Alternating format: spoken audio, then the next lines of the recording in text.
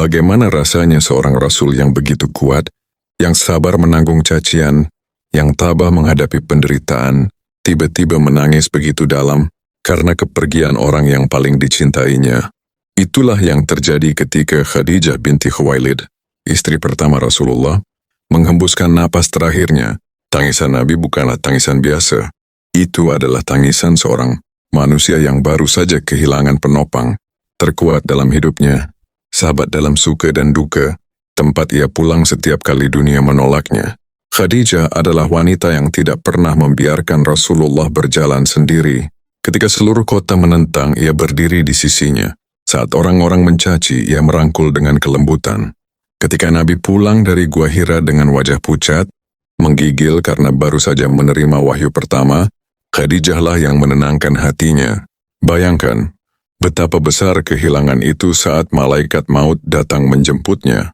Saudara-saudaraku yang dirahmati Allah, kalau kita ingin memahami betapa besar kehilangan Rasulullah ketika Khadijah wafat, maka kita harus menoleh jauh ke belakang, ke awal kehidupan wanita agung ini. Karena cinta yang mendalam tidak lahir dalam semalam, tetapi tumbuh dari perjalanan panjang yang dipenuhi pengorbanan, kesetiaan dan ketulusan. Khadijah, wanita suci yang dihormati. Khadijah binti Khuwailid berasal dari kabilah Quraisy, keluarga terpandang di kota Mekah. Sejak muda, ia sudah dikenal dengan sebutan Ats-Tsahirah, artinya wanita suci, karena akhlaknya yang mulia. Ia menjaga kehormatannya, jauh dari perilaku tercela, dan menjadi teladan di tengah masyarakat jahiliyah yang saat itu penuh dengan kemaksiatan. Selain itu, Khadijah juga seorang pedagang yang sukses. Ia mengirimkan kafilah dagangnya ke berbagai negeri, mulai dari Syam hingga Yaman. Keberanian, kecerdikan, dan kejujurannya membuat para pedagang laki-laki sekalipun segan kepadanya. Hartanya melimpah, tetapi ia tidak sombong. Justru ia terkenal dermawan, suka menolong orang miskin dan peduli kepada kaum lemah. Pertemuan dengan Muhammad bin Abdullah. Pada saat itulah takdir Allah mempertemukannya dengan seorang pemuda Quraisy bernama Muhammad bin Abdullah. Pemuda ini belum diangkat sebagai nabi, tetapi sudah dikenal luas dengan gelar Al-Amin, artinya orang yang amanah dan terpercaya. Kejujurannya dalam berdagang membuat banyak orang mempercayakan harta mereka kepadanya. Khadijah yang sering mengirimkan kafilah dagang, kemudian menunjuk Muhammad untuk memimpin salah satu perniagaannya ke negeri dan Syam. Dan juga mengutus pembantunya, Maisarah, untuk mendampingi perjalanan itu. Sesampainya di Mekah, Maisarah melaporkan ke Khadijah bahwa Muhammad adalah pemuda yang luar biasa. Ia tidak pernah curang, tidak pernah menipu, bahkan selalu beribadah kepada Allah di setiap kesempatan. Keuntungan yang dibawa pun berlipat ganda, lebih banyak daripada biasanya. Hati Khadijah tersentuh. Ia melihat pada diri Muhammad bukan hanya kecerdikan dalam berdagang, tetapi juga kejujuran, kesucian dan ketulusan hati. Maka melalui perantara, Khadijah menyampaikan keinginannya untuk menikah dengan Muhammad. Pernikahan yang penuh berkah. Lamaran itu diterima. Muhammad bin Abdullah yang saat itu berusia 25 tahun menikahi Khadijah yang berusia sekitar 40 tahun. Meski terpaut usia 15 tahun, pernikahan mereka justru menjadi rumah tangga yang paling indah dalam sejarah. Tidak ada poligami selama Khadijah hidup. Rasulullah setia hanya kepadanya. Dari pernikahan ini lahirlah beberapa anak. Qasim, Zainab, Ruqayyah, Ummu Kulsum, Fatimah, dan Abdullah. Rumah tangga mereka sederhana namun dipenuhi keberkahan. Khadijah selalu ada di sisi suaminya, mendukung dalam setiap langkah, memberikan ketenangan setiap kali beliau resah. Suatu malam di Gua Hira, ketika wahyu pertama turun, Rasulullah pulang dalam keadaan gemetar. Beliau berkata, "Zamiluni, zamiluni, selimuti aku, selimuti aku." Khadijah segera membalut beliau dengan selimut. Setelah mendengar kisah suaminya, ia berkata dengan penuh keyakinan, "Tidak mungkin Allah menghinakanmu. Engkau selalu menyambung silaturahmi, menolong yang lemah, memuliakan tamu, dan membela kebenaran." Kata-kata ini menjadi peneguh hati. Nabi Khadijah tidak hanya menenangkan dengan kelembutan, tetapi juga menguatkan dengan keimanan. Ia adalah orang pertama yang beriman kepada Rasulullah tanpa keraguan sedikit pun. Ketika ajal mulai mendekat, wajah Sayyidah Khadijah semakin pucat. Nafasnya tersengal, namun bibirnya masih menyebut nama Allah dengan penuh keyakinan. Dalam suasana hening, Rasulullah terus menggenggam tangannya dengan penuh kasih. Beliau mencoba menenangkan istrinya, meski hatinya sendiri terasa teriris. Khadijah menatap wajah suaminya untuk terakhir kalinya. Dalam tatapan itu tersimpan seluruh perjalanan cinta, perjuangan dan pengorbanan. Ia berbisik dengan suara yang nyaris tak terdengar. Wahai kekasih Allah, aku rela, aku ikhlas. Tugas ini telah aku jalankan sekuat yang aku mampu. Aku hanya berharap semoga Allah meridhai kita. Air mata pun jatuh dari mata Rasulullah. Beliau menunduk mencium kening istrinya lalu berkata dengan suara yang bergetar, "Engkau adalah penopangku, penenangku dan cahaya dalam hidupku. Semoga Allah memberikanmu tempat terbaik di sisinya." Dalam keheningan itu, Sayyidah Khadijah menghembuskan nafas terakhir. Inilah saat yang paling memilukan bagi Rasulullah. Beliau kehilangan sosok yang tidak pernah lelah menguatkannya, tidak pernah goyah dalam membela kebenaran, dan tidak pernah berhenti mencintainya. Wafatnya Khadijah membuat Rasulullah menangis lama. Beliau tidak hanya kehilangan seorang istri, tetapi juga seorang sahabat sejati yang mengerti seluruh perjuangan hidupnya. Para sahabat yang mendengar berita duka ini segera datang. Mereka melihat Rasulullah duduk di sisi jasad Khadijah. Matanya sembab, suaranya parau. Tidak ada kata yang bisa menggambarkan betapa dalam luka hatinya saat itu. Sungguh Khadijah bukan sekadar istri, ia adalah benteng pertama dakwah Islam. Ia yang mengorbankan harta, tenaga, bahkan dirinya, agar dakwah Rasulullah tetap berjalan. Hari itu seluruh rumah Rasulullah terasa sunyi. Anak-anak beliau menangis merasakan kehilangan ibu mereka. Rasulullah berusaha menenangkan mereka, meski dirinya sendiri nyaris tak mampu menahan kesedihan. Wafatnya Sayyidah Khadijah menandai awal dari tahun yang kemudian dikenal sebagai Amul Huzn, tahun kesedihan. Dalam tahun itu Rasulullah juga kehilangan Abu Thalib, pamannya yang selama ini menjadi pelindung dari ancaman kaum Quraisy. Dua sosok terdekat yang selalu mendukung Rasulullah kini tiada. Bagi manusia biasa, mungkin ini adalah pukulan yang membuat semangat padam. Namun bagi Rasulullah, semua itu menjadi ujian kesabaran dan keteguhan. Beliau tetap berdiri tegar, melanjutkan dakwah meski sendirian. Setiap kali rasa rindu itu hadir, Rasulullah sering menyebut nama Khadijah. Beliau sering menceritakan kebaikan-kebaikannya kepada para sahabat.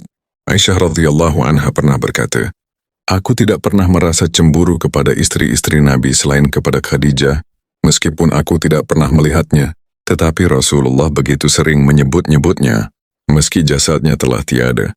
Jejak cinta dan pengorbanan Khadijah tetap hidup dalam hati Rasulullah. Beliau tidak pernah lupa bagaimana istrinya itu mendukung dakwah sejak hari pertama wahyu turun. Ketika beliau merasa gentar di Gua Hira setelah didatangi Jibril, Khadijah adalah orang pertama yang menenangkannya. Ia berkata dengan penuh keyakinan, "Demi Allah, Allah tidak akan pernah menghinakanmu. Engkau menyambung silaturahim, engkau menolong orang yang lemah, engkau memberi pada yang miskin, engkau memuliakan tamu, dan engkau menolong orang yang kesusahan." Kalimat itu bukan sekadar penghibur. Ia menjadi dasar keyakinan yang membuat Rasulullah kuat menapaki jalan dakwah. Karena itu Rasulullah tidak pernah berhenti menyebut kebaikan Khadijah, meski bertahun-tahun setelah wafatnya. Beliau sering menyembelih kambing lalu mengirim sebagian dagingnya kepada sahabat-sahabat Khadijah. Ketika Aisyah bertanya mengapa beliau melakukan itu, Rasulullah menjawab, "Sesungguhnya aku mencintai orang-orang yang dicintai oleh Khadijah." Allah tidak membiarkan pengorbanan Khadijah berlalu begitu saja. Melalui malaikat Jibril, Allah menyampaikan kabar gembira kepada Rasulullah bahwa Khadijah telah disiapkan rumah di surga terbuat dari mutiara. Tanpa keributan dan tanpa kepayahan, sungguh balasan yang indah bagi wanita yang seluruh hidupnya dicurahkan untuk agama Allah. Rumah di surga itu adalah simbol ketenangan abadi yang tak lagi diusik derita dunia. Bagi Rasulullah, kabar ini menjadi penghiburan. Meski air mata tetap menetes karena rindu, beliau tahu bahwa Khadijah kini berada di tempat yang lebih baik, di sisi Tuhan yang Maha Pengasih. Rasulullah tidak pernah benar-benar bisa melupakan Khadijah. Setiap kali beliau mendengar suara kerabat Khadijah, beliau teringat padanya. Bahkan ketika Fatimah, putri mereka, masuk ke dalam rumah, cara berjalan Fatimah mengingatkan beliau kepada Khadijah. Rasulullah berkata kepada Fatimah, "Engkau adalah bagian dariku, wahai putriku. Engkau mengingatkanku pada ibumu." Begitu dalam cinta yang tersimpan. Meski setelah Khadijah Rasulullah menikah dengan wanita lain, namun tidak ada yang bisa menggantikan posisinya di hati beliau. Kisah wafatnya Khadijah bukan sekadar catatan sejarah. Ia adalah pelajaran besar bagi umat Islam. Cinta sejati adalah cinta yang mendukung iman dan ketaatan kepada Allah. Kesetiaan dalam rumah tangga adalah kunci keteguhan dakwah. Tanpa Khadijah, perjuangan Rasulullah tidak akan sekuat itu pada masa awal. Ketabahan menghadapi kehilangan adalah ujian. Rasulullah menunjukkan bahwa kesedihan boleh dirasakan, air mata boleh mengalir. Namun keyakinan kepada Allah tetap harus teguh. Detik-detik wafatnya Khadijah adalah detik yang tidak pernah dilupakan Rasulullah.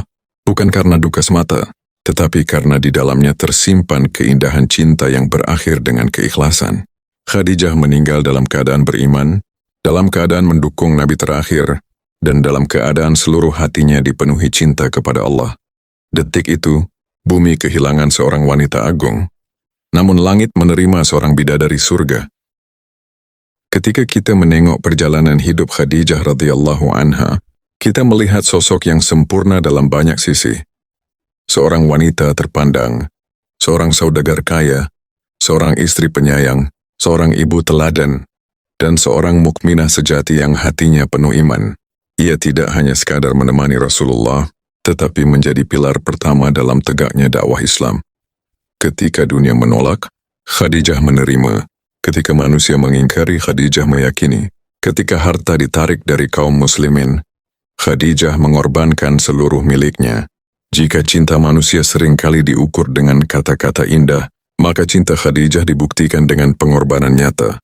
Inilah cinta yang paling murni, cinta yang membuat Allah pun memuliakannya dengan rumah di surga.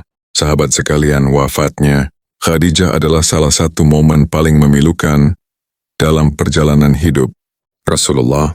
Detik itu menjadi saksi bahwa bahkan seorang utusan Allah pun diuji dengan kehilangan orang terkasih. Namun dari kehilangan itu, kita belajar banyak hal. Bahwa cinta sejati bukan sekadar rasa, melainkan dukungan dalam ketaatan. Bahwa pengorbanan di jalan Allah tidak akan pernah sia-sia. Bahwa kesetiaan seorang istri mampu menopang dakwah sebesar Islam. Bahwa setiap perpisahan di dunia hanyalah sementara, sebab pertemuan abadi menanti di surga. Rasulullah pernah bersabda, sebaik-baik wanita di dunia adalah Maryam binti Imran, Khadijah binti Khuwailid, Fatimah binti Muhammad, dan Asiyah istri Firaun. Nama Khadijah terpahat dalam hadis itu menjadi bukti kemuliaannya sepanjang zaman. Maka saat kita mengingat detik-detik wafatnya Khadijah, janganlah hanya kita isi dengan air mata. Isilah ia dengan doa teladan dan semangat meneladani keikhlasannya. Semoga Allah menjadikan kita hamba yang mampu belajar dari keteguhan Khadijah, menyayangi keluarga sebagaimana ia menyayangi Rasulullah, dan rela berkorban demi tegaknya agama Allah sebagaimana ia korbankan seluruh hartanya. Detik-detik wafatnya Khadijah bukanlah akhir, melainkan awal dari sebuah janji abadi. Di dunia ia berpulang dengan cinta, di akhirat ia menanti dengan surga. Semoga setiap kita diberi kesempatan untuk bertemu dengannya di surga kelak, di sisi Rasulullah, dalam rumah yang dijanjikan Allah tanpa kepayahan dan tanpa duka.